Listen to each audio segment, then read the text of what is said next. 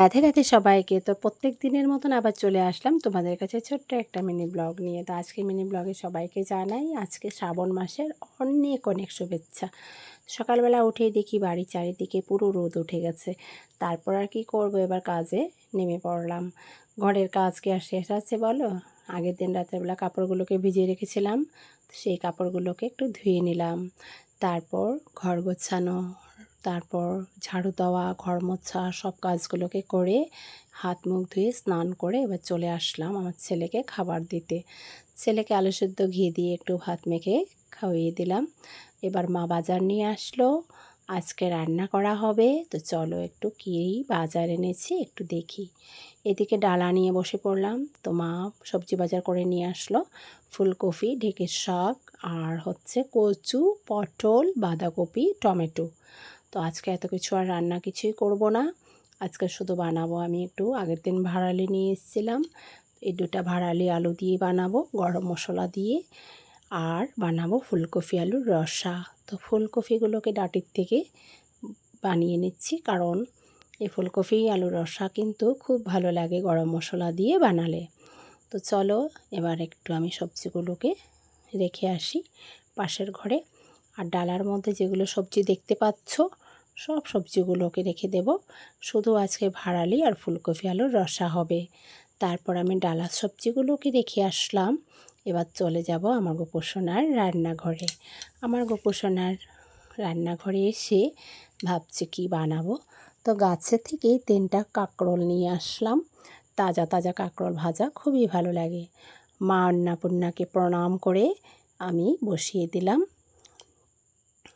চুলায়। এবার অন্ন বসিয়ে এবার আমি একটু সবজিগুলোকে বানিয়ে নিলাম।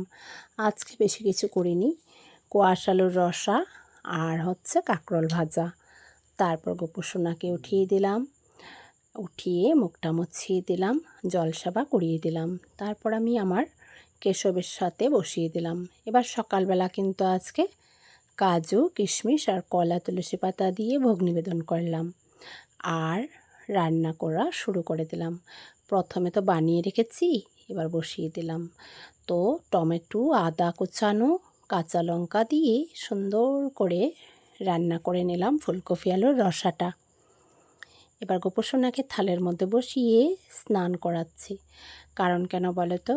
একদম সকাল সকাল উঠে গোপোষণাকে স্নান করাই না, 10:30টার পর আমি গোপোষণাকে স্নান সেবা করিয়ে সুন্দর একটা জামা পরিয়ে দিচ্ছি। আর এই জামাটা আমার খুব পছন্দের, গোপোষণাকে পরলে খুবই মানায়।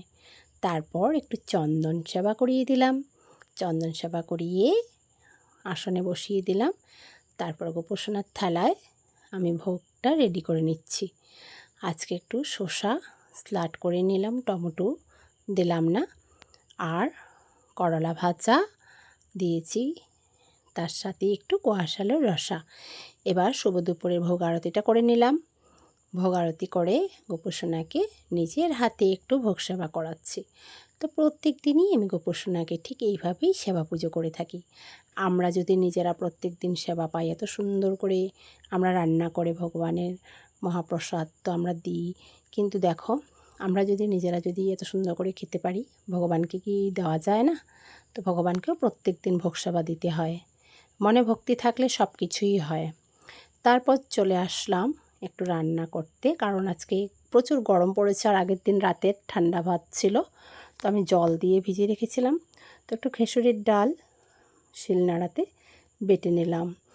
আর মেশিনে বাটা এত ভালো লাগে না, কিন্তু বাটা পোতায় যদি করি তাহলে একটু বেশি ভালো লাগে। তো আমি একটু ধনেপাতা, কাঁচা লঙ্কা, কালিজিরা দিয়ে ডালটাকে ভালো করে মেখে নিলাম। তারপর গোল গোল করে বড়া বানিয়ে সকালবেলা পান্তা ভাত দিয়ে লেবু, কাঁচা লঙ্কা দিয়ে খেয়ে নিলাম। তো আজকের ভিডিওতে কেমন লাগলো অবশ্যই জানাবে। রাধে রাধে।